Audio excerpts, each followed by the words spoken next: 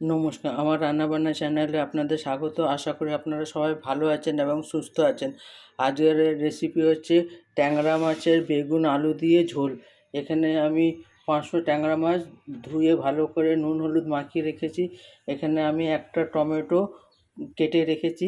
এখানে আমি 1 ইঞ্চি আদা কুচি কাঁচা লঙ্কার সঙ্গে 2টো কাঁচা লঙ্কার সঙ্গে বেঁধে রেখেছি। এখানে আমি 2টো আলু কেটে রেখেছি। এখানে আমি একটা বেগুন কেটে রেখেছি। আমি গ্যাসে কড়াটা বসিয়েছি তেল গরম করার জন্য। চলুন মাছটা ভেজে নিই। তেলটা গরম হয়ে গেছে, এবার আমি ট্যাংরা মাছ ভেজে নেব।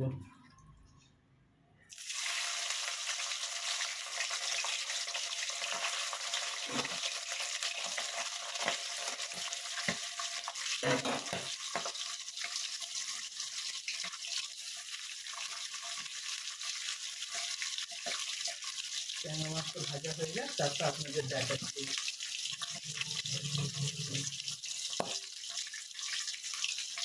ট্যাংরা মাছটা ভাজা হয়ে যাক, তারপর আপনাদের দেখাচ্ছি।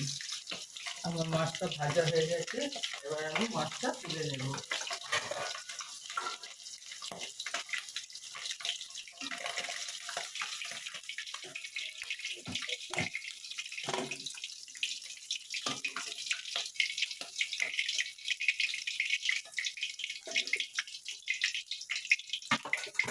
এরপরে আমি বাকি মাছটাও দেব। আমি অল্প অল্প করে মাছটা ভাজছি, আর এই মাছটা ভীষণ ঠিক হয় তো।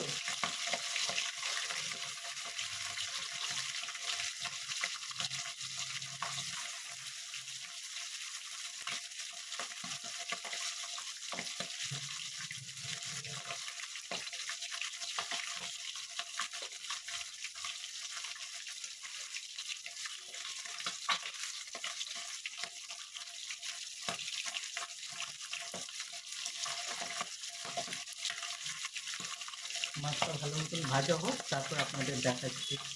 এক পিঠটা হোক, অন্য পিঠটাও ভাজা হয়ে গেছে, আর আমি তুলে নেব।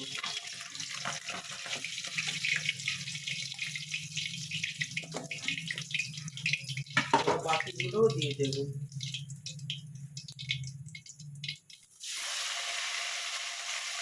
বাকিগুলো ভাজা হয়ে যায়, তারপর দেখাচ্ছি। মাছটা ভাজা হয়ে গেছে, এবার তুলে নেব।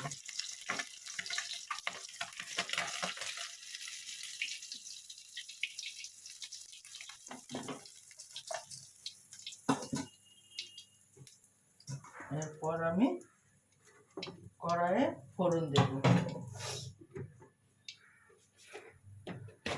আমি রাঁধুনি আর কালো জিরে ফোড়ন দেব। কালো জিরে আর রাঁধুনি ফোড়ন দেব। কালো জিরে দিলে গ্যাস হবে না, আর রাঁধুনিটা গন্ধ বেশ ভালো বেরোবে। এরপর আমি আলু দেব। আলুটা একটু ভেজে নেব।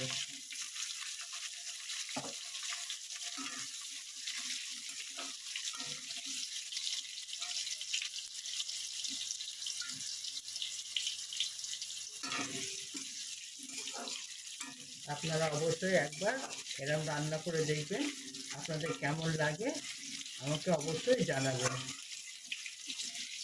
আপনারা ট্যাংরা মাছ অনেক ধরনের খেয়েছেন, এইভাবে করে দেখবেন। এটা আমি একটু লাল লাল করে ভাজবো। একটু ভাজাটা হয়ে যাক, তারপর দেখাচ্ছি। আলুটা ভাজা হয়ে এসছে, এবার আমি বেগুনটা দেব।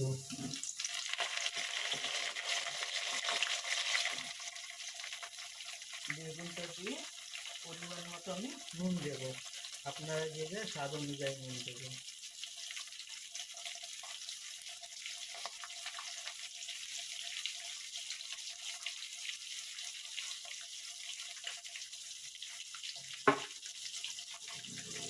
আপনারা চাইলে নামাবার আগে এটাতে ধনে পাতা দিতে পারেন।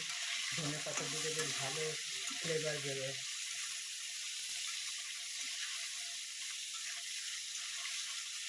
আমার কাছে ধনে পাতা নেই বলে সেই কারণে আমি ধনে পাতা দিতে পারছি না। যদি সবজিওয়ালা আসে তাহলে ধনেপাতা নেব।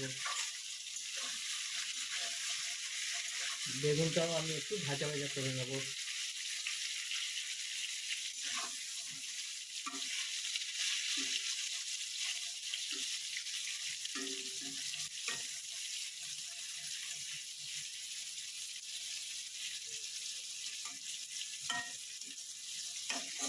আপনারা অবশ্যই একবার এরকম করে রান্না করে দেখবেন। আমার বেগুনটা একটু ভাজা হয়ে যাক। আমার বেগুনটা ভাজা হয়ে এসছে। এবার আমি আদা আর কাঁচা লঙ্কা বাটা ছিল সেটা দেবো। আপনারা চাইলে রসুনও দিতে পারেন, আমি কিন্তু রসুনটা দিচ্ছি না।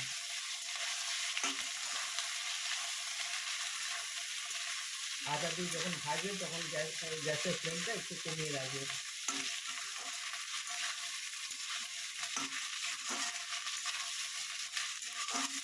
এরপর আমি টমেটো কুচি দিয়ে দেবো।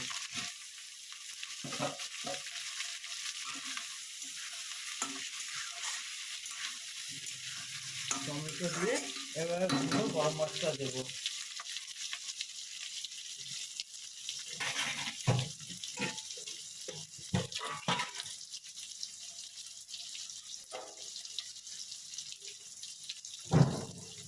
আমি 1 চামচ হলুদের গুঁড়ো দেব, 1/2 চামচ জিরের গুঁড়ো, 1/2 চামচ ধনের গুঁড়ো। এরপর আমি অল্প জল দেব, দিয়ে ঢাকা দিয়ে দেবো 5 মিনিটের জন্য।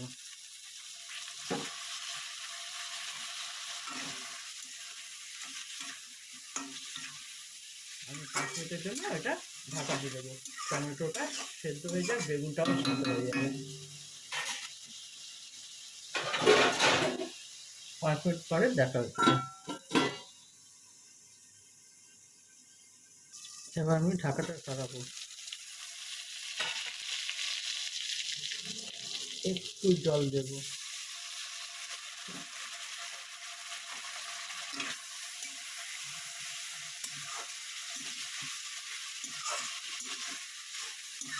বেশ আমার মশলাটা ভালো মতন কষা হয়ে গেছে।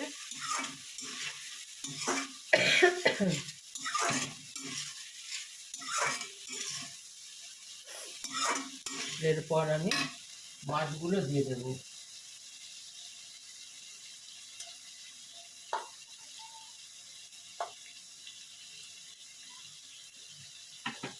এবার আমি মাছটা দিয়ে দিলাম। মাছটা দিয়ে একটু নাড়িয়ে নেব।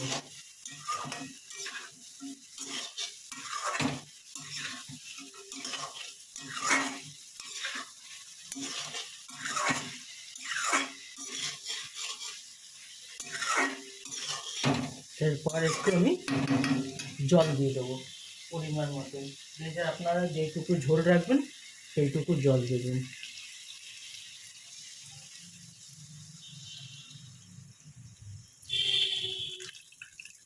আমি বেশি ঝোল রাখবো না, অল্প ঝোল রাখবো। আমি সেই কারণে অল্প জল দেবো।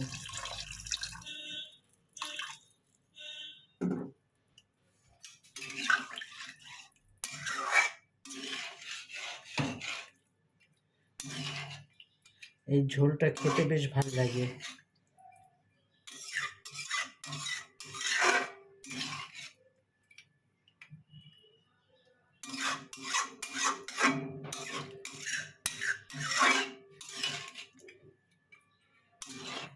আমার বেগুনটাও প্রায় সেদ্ধ হয়ে গেছে, আলুটাও সেদ্ধ হয়ে গেছে। এবার ফুটে গেলে আমি এটাকে নামিয়ে নেব। আমার আলুটাও সেদ্ধ হয়ে গেছে।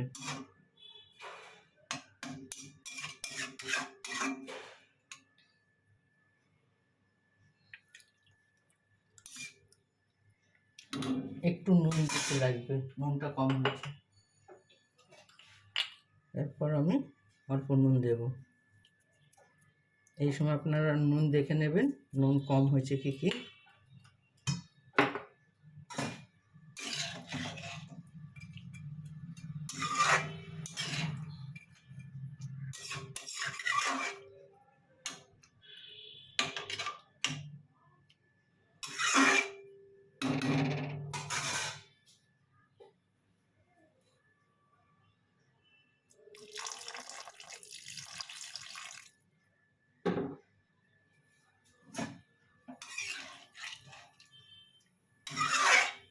দেখুন মাছটা দিয়ে দিচ্ছি,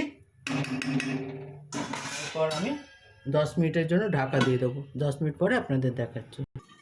এবার ঢাকাটা সরাবো আমি।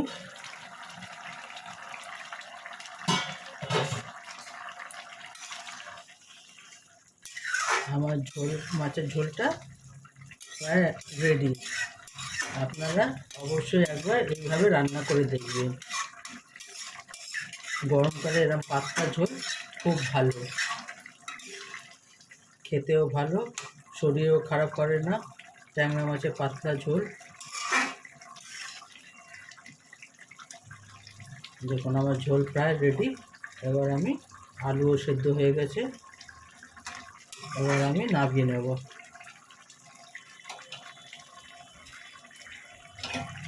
বেশিক্ষণ সময়ও লাগলো না।